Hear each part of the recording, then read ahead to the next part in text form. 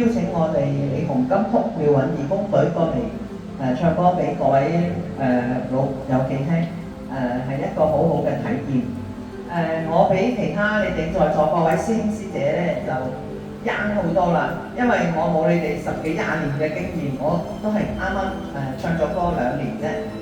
咁喺呢段時間裏邊咧，我亦都好深深感受到，就係因為我自己屋企有個媽媽，佢年紀比較大，都已經87歲啦。咁由舊年開始咧，其實我係所有嘅表演嘅場所都帶住佢嘅。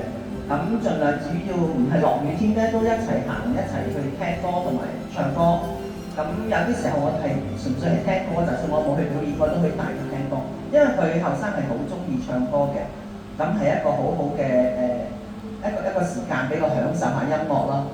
咁佢亦都好中意唱粵曲。我12歲開始跟我媽媽咧就執佢口水尾就唱幾句嘅。咁嚟咗表演啦，同埋嚟咗頤和園之後咧，我就有機會唱粵曲啦。咁呢啲都係我哋平時有時唱表演嗰啲場所係好少有機會嘅。咁但係嚟咗頤和園咧，佢哋就會追問住幾時嚟啊？幾時有粵曲唱啊？點解你今日淨係唱得2支啊？唔唱多啲啊？咁都係一個好開心嘅體驗啦。咁我都好多謝我身邊有班好朋友，其中呢位同我一齊同行嘅係 Tony Kong。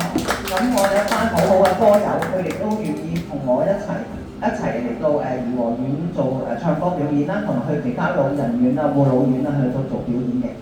咁我亦都會參加其他歌會、其他歌友，即好似Janet 阿曾記啊，以前都有邀請過我嚟頤和園嘅，我都有一齊嚟過做表演嘅。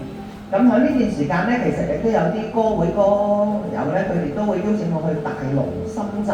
咁我亦都曾經去到深圳咁遠一齊做呢個護老院嘅唱歌表演嘅。咁大家都係一個好開心快樂嘅時光。正如話齋，唔單止係自己，唔單止老友記開心，其實我哋都好開心嘅。我心裏邊有2句説話嘅，就係老唔老與及人之老，其實每個人都會有老嘅時間。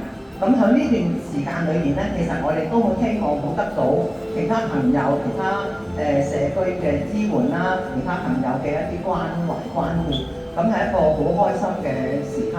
咁我希望將呢一個歡樂嘅時間延續落去，我哋多啲嚟參加多啲嘅護老表演嘅活動。